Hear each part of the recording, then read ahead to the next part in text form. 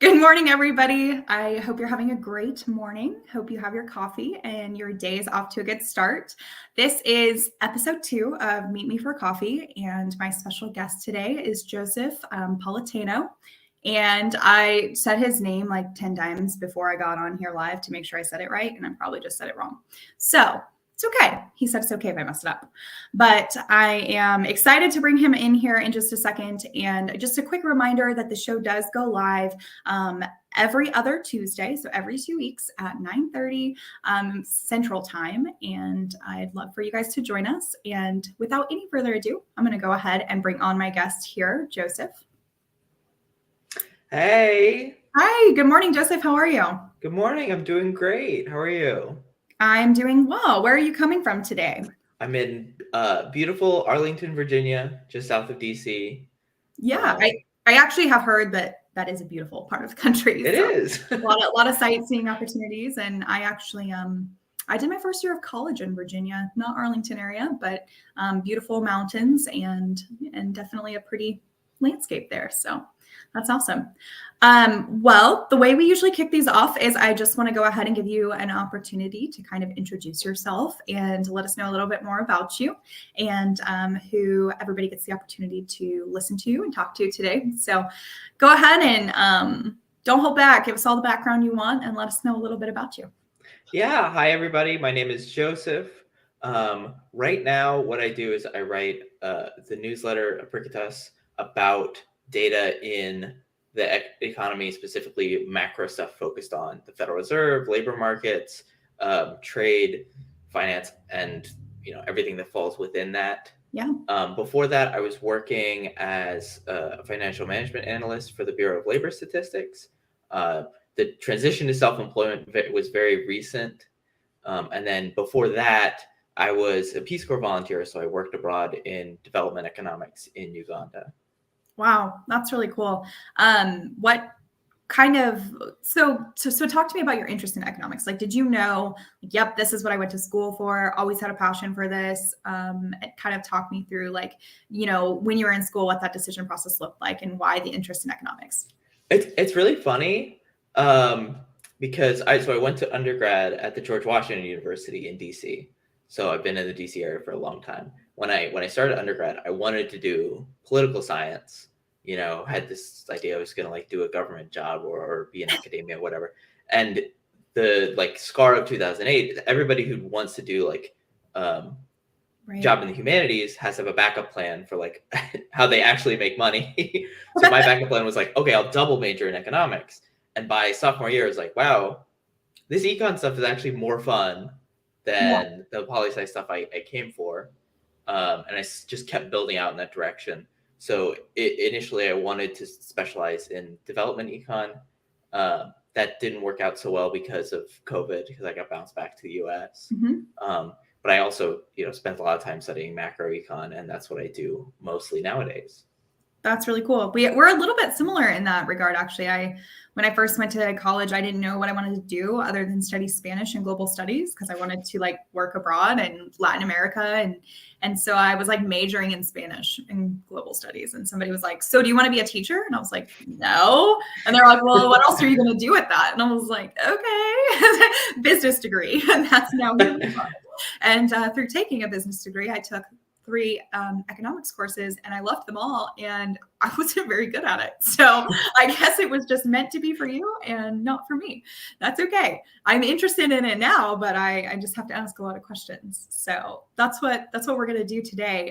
So we'll go ahead and jump in. We did just wrap up. Cyber Monday was yesterday. I got a couple other deals, still that I was shopping last night on my phone, but Black Friday we had, and we've really seen a big progression of Black Friday shopping to online, e-commerce, more than in store, which I think is amazing.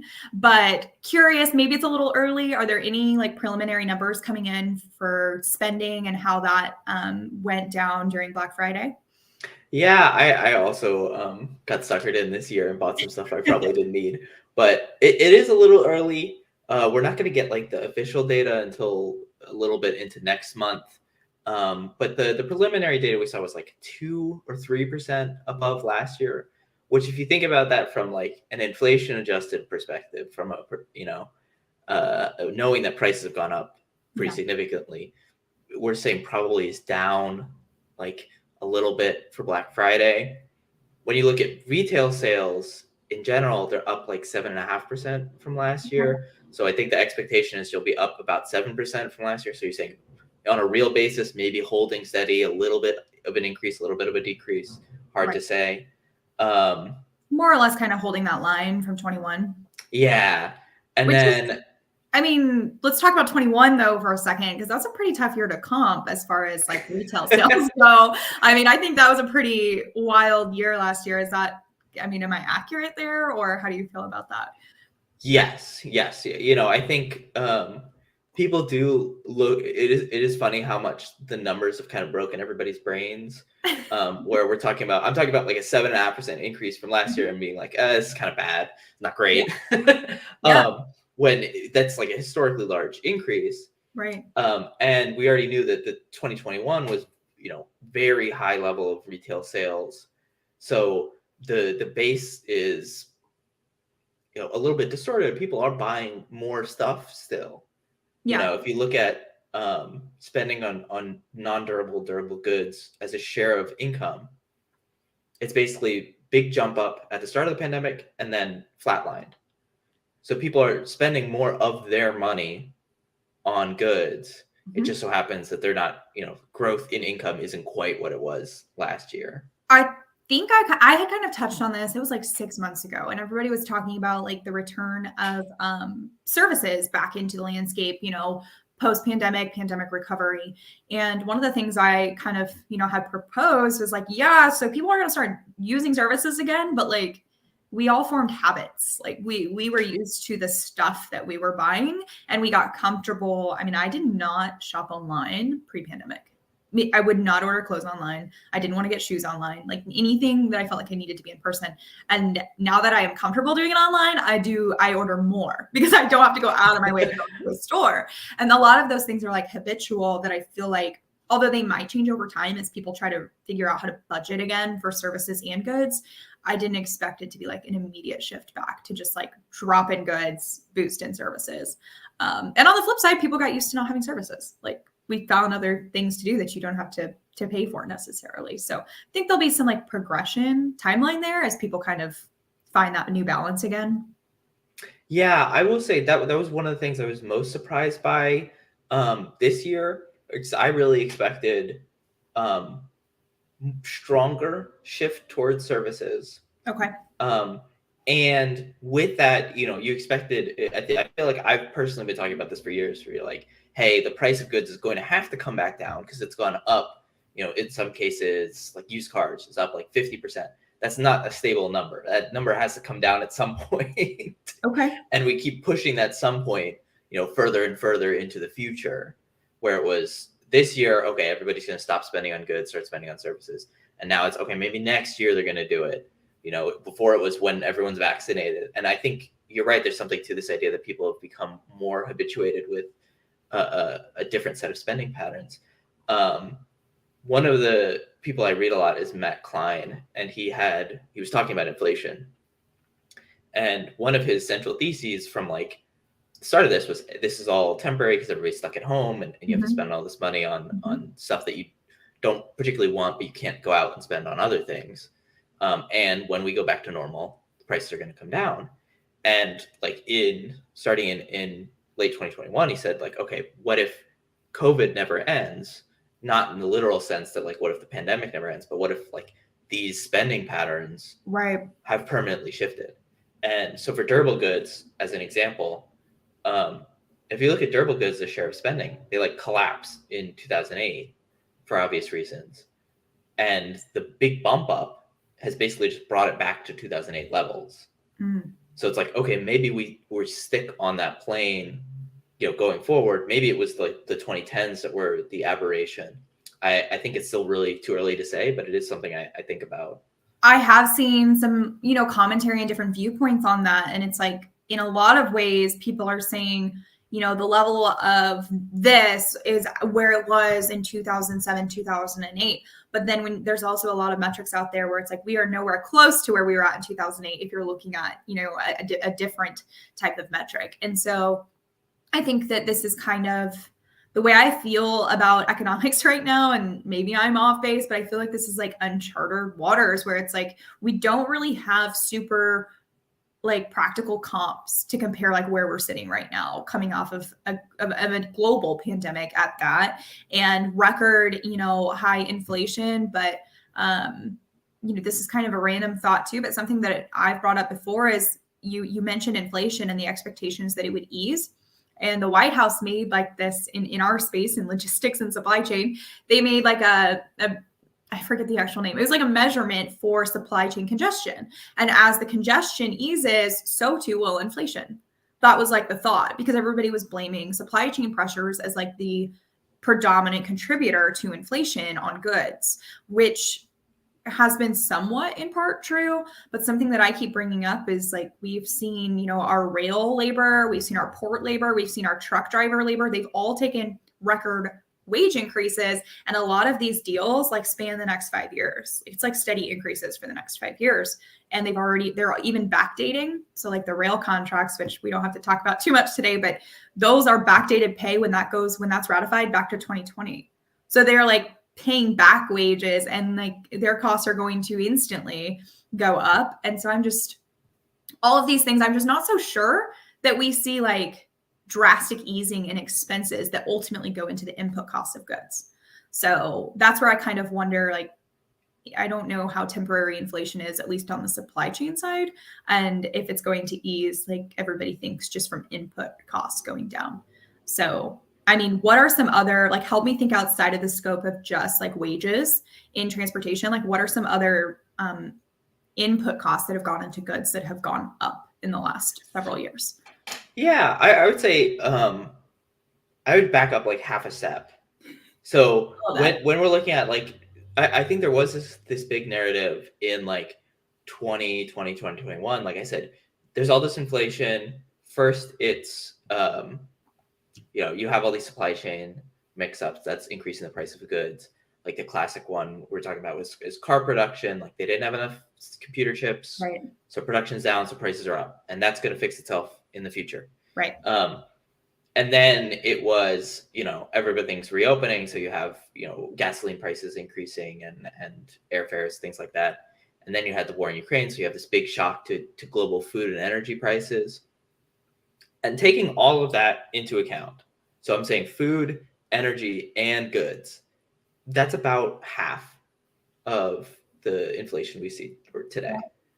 The other half, completely other half, is services, which is basically housing and like anything you can imagine, like getting a haircut or going to the doctor or whatever.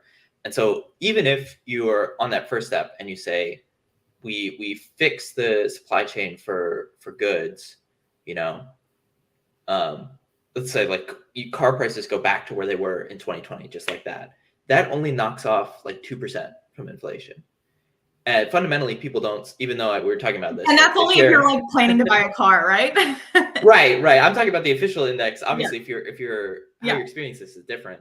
Yep. But like if you're looking at housing is the big one, and like these other consumer services, that's where inflation is increasingly coming from, and that's what's increasingly important for the path of inflation, and that's what the Federal Reserve thinks it controls, more so than food and energy prices, which are really outside their purview. Mm-hmm. And so when you worry about like wage increases from an inflation perspective, I think what people are actually trying to say is like, okay, how do these translate into increased spending?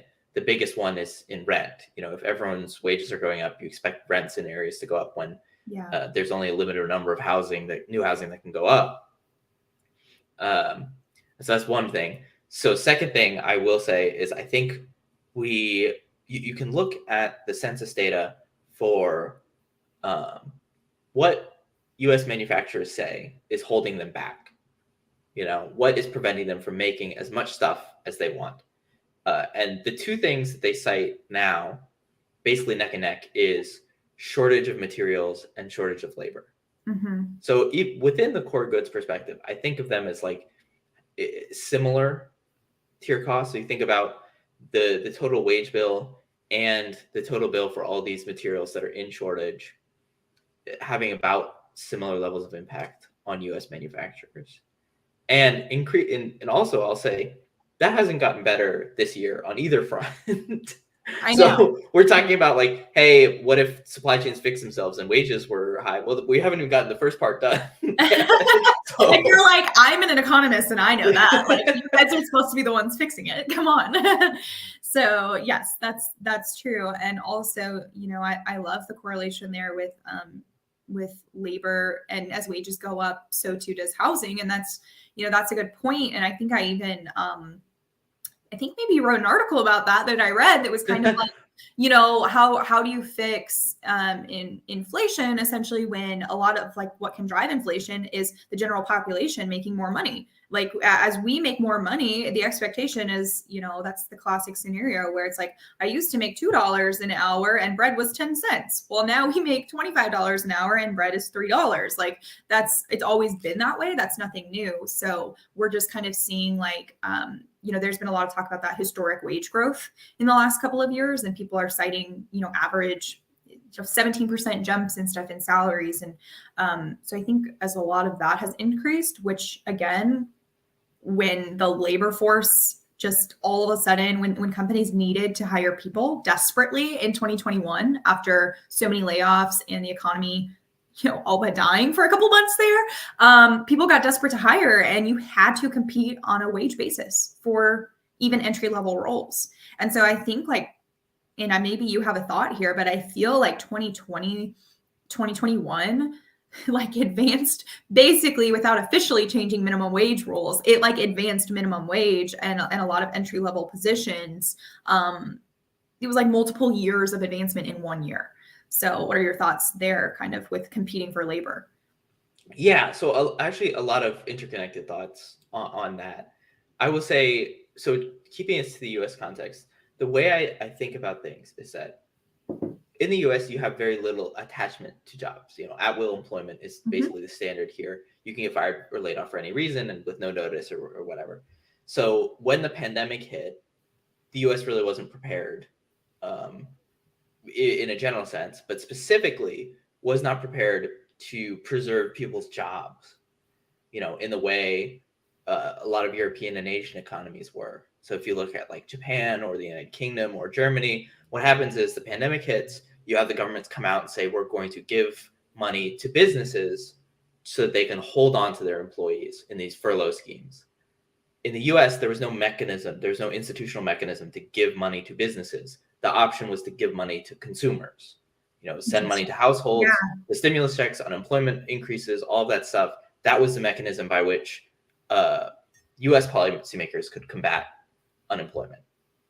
And it worked, pretty quickly, and I was even, pretty astonished. So if you look at employment rates, like the share of Americans with a job right now, basically level with where it was before the pandemic. And that before the pandemic number, even though it's a little low historically, is still basically higher than anything post 2000. So we're looking at a pretty historic level of employment in the US. So I guess I just had never looked at it through that lens before, that yes, of course we gave people the stimulus money so that we could keep the economy as far as like spending and companies and revenue up, but naturally as companies make money, they're able to retain their employees. So it was also kind of, our attempt at making sure that we prevented these mass unemployment numbers throughout. Yeah. And if you look at the UK, for an example, they didn't have the same level of hiring in the US.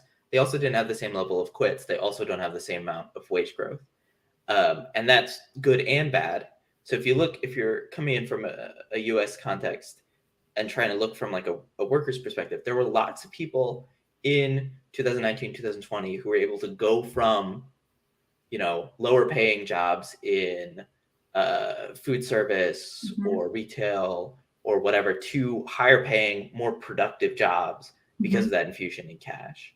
And a lot of people just in general, like it was the last couple of years have been big for quitting and making career moves. And there's been a lot of opportunity out there, and especially in our industry as well.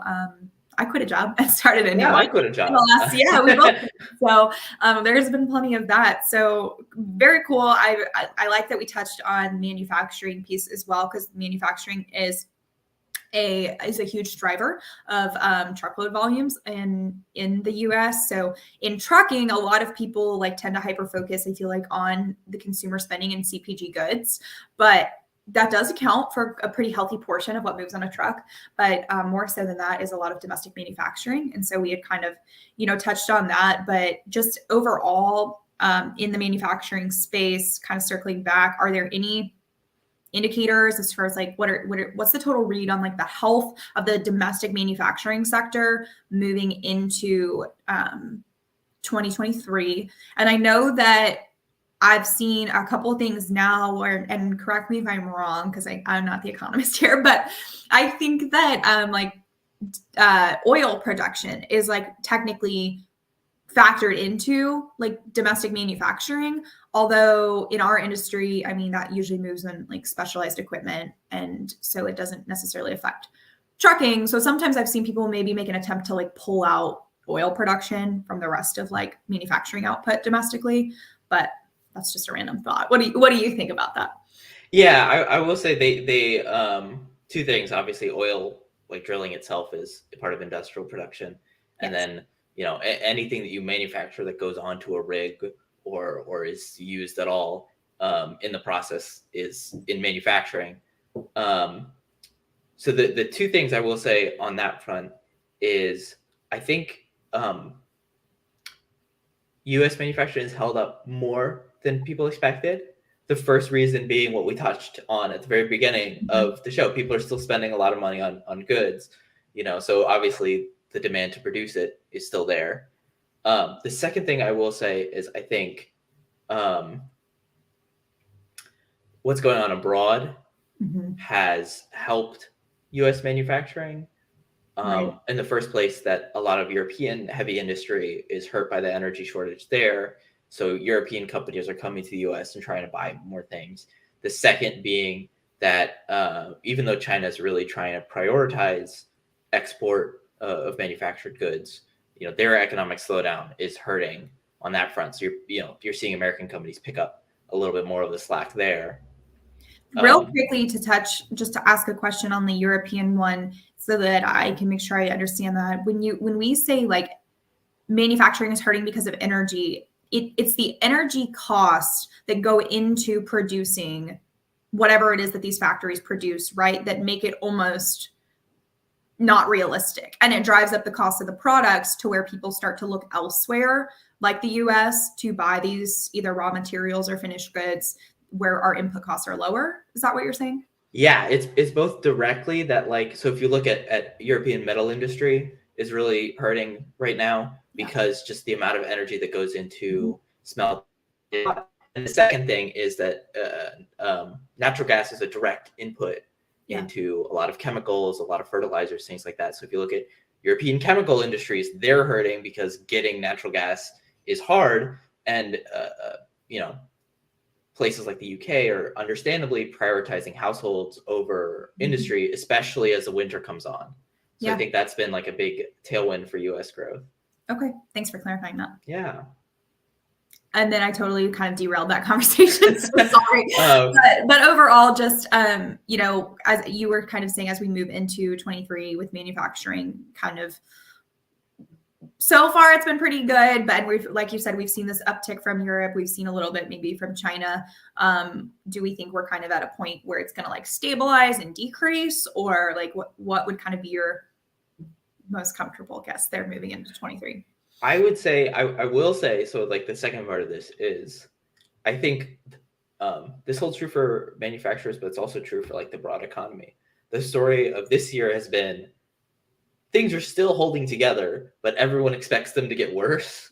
Yeah. And so if you look at any of these, like the regional Fed indicators or like the PMIs, everyone kind of expects, everyone's seeing orders decline, production is slowing down. They expect, the next year to be even worse. And if you look at employment in manufacturing, basically around the country, everyone is saying they're going to be hiring a lot less than they were, in previous years. Yeah, I think that has been something that I've heard people talking about is, we're not hiring as much. The rate of hiring is slowing, albeit we have seen some big, like you just wrote a good article about the tech layoffs. And so we've seen some things like that, but grand scale, especially in our space, in the logistics space so far, compared to how many people were, just sheer numbers of people were hired in the last several years, we have not seen layoffs really come close to even like impacting so understandably, in my opinion, if we're going to start plateauing in a lot of our, consumer spending and manufacturing, then the companies who support those are going to slow their purchasing, their employment, because we don't need to keep scaling our numbers for a plateau. So I think that that's interesting. It's something that, a lot of things get taken out of context or put in a different light when you hear them, like, oh, we're slowing down hiring, which doesn't necessarily mean anything negative, in my opinion. What we need to start watching for is like unemployment going up, people getting laid off in more numbers. That would be more concerning to me. Anyway. So, okay, a couple more questions because somehow we've already talked for 26 minutes. I'm like, oh my gosh, where's the time going? But I did want to get to fuel real quickly, and then I'll ask you like one kind of fun question to wrap it up. But what are you thinking as far as fuel goes? Because fuel has kind of been steadily increasing for a while, ever since people started basically driving cars again after COVID, the really like lockdown parts of the pandemic. And then we saw with the Russian invasion of Ukraine, that dramatic spike in costs for fuel. But then it was kind of like coming down ever since those kind of plateau or those highs in June. And so now I feel like there's some uncertainty again with like even talks of shortages and just prices kind of dancing around, maybe trying to go up a little bit again, coming down. So what do you think is going on right now? Like what's kind of causing this sustained level of higher fuel costs? Yeah, I think the first place to start is just saying that like we have historic volatility in energy markets across the world. Okay. And it's very funny because I wrote a whole piece talking about the U.S. A big part of the U.S. response to the Russian invasion was deploying the Strategic Petroleum Reserve and drawing down millions of barrels of reserves that the U.S. has for exactly this reason, in case of like a wartime shortage. And right now, prices have gotten low enough that they're saying, okay, we're not going to be withdrawing anymore. And then the White House comes out and says, okay, in the future, we're going to be refilling at a lower price. And it was just so rapid because they said, okay, $72 and under, that's where we'll refill. And then I was watching, last week and crude oil was trading at like $74. And I was like, what happened? This, a week ago, this was the unthinkable, price for 2024. Now it's like happening in spot prices. So like the movements are historic. The second thing I'll say is that like there's a shortage of oil, but oil is not even the primary problem. It's refineries. Mm-hmm. So it's a shortage of refinery capacity. And we've seen a loss of a ton of Russian refining capacity because of the war. U.S. refining capacity has been declining for years, and you have this like mismatch where foreign capacity is only going to start increasing in like 2024. So if you were to look at the difference between oil and gas prices, or oil and diesel prices, was massive. Mm-hmm. That the refinery spreads were massive. Over time, those have kind of clamped back down, especially for gasoline. Okay. But because of how diesel production is done, diesel prices are still really high. And again, with the caveat that I just said before, that like the uncertainty is at an all-time high, the forecasts I've seen are that people don't really expect refineries to catch up mm-hmm. on diesel for an entire year. So that means diesel prices compared to gasoline, compared to oil, are supposed to be elevated for like the foreseeable future. Yeah. Again, qualifier and that is such a big impact too into like what we do in transportation, to the point that in 2022, rates started falling for what we call line haul cost, actual just cost of the truck to run the freight. since Q1 of 22. Just after Q1, they started to come down.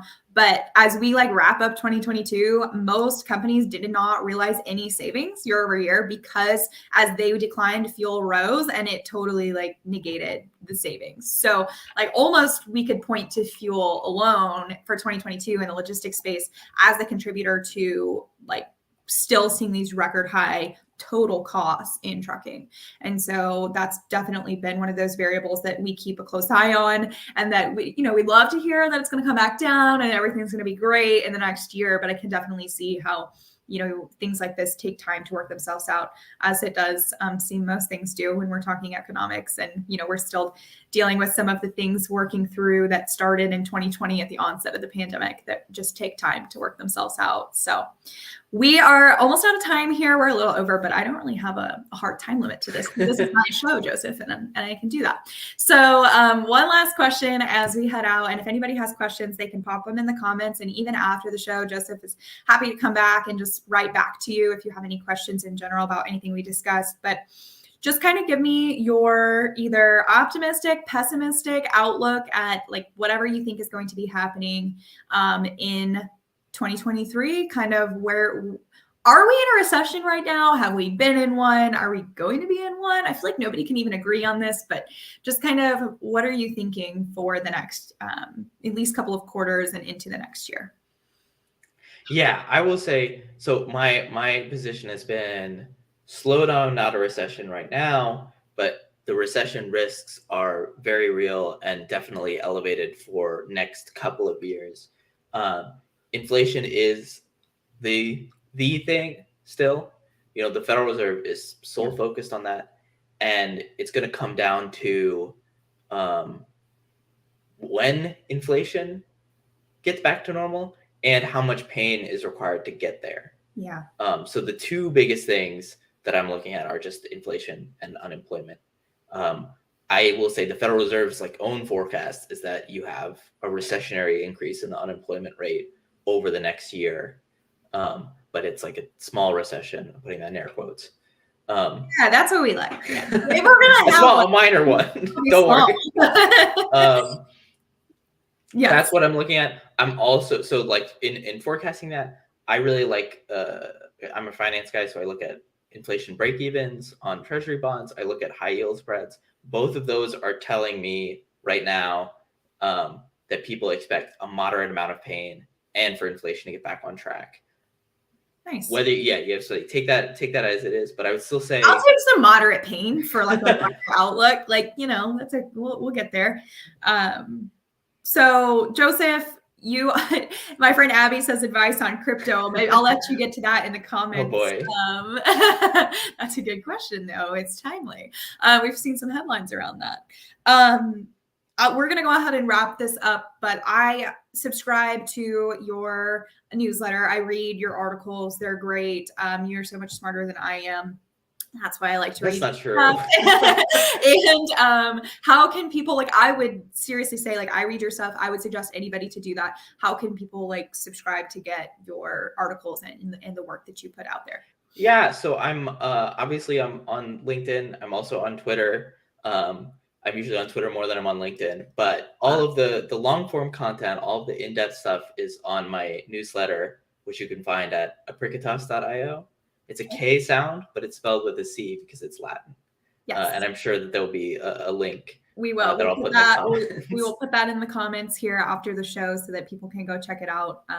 And I would highly recommend everyone to do so because Joseph is brilliant and has a lot of great, timely, industry-related content put in there. And I love, again, how, as someone who is in, sorry, Grant's comment got me there. As someone who is in logistics space, I love and appreciate how much economics and just global markets tie in with what we're doing in freight markets, and how, I read often in one of your recent articles even cited supply chain constraints and trucking costs, and you don't even necessarily have to be hyper focused on trucking or logistics to still have everything tie in. So it's great information, and I appreciate you for putting that out there.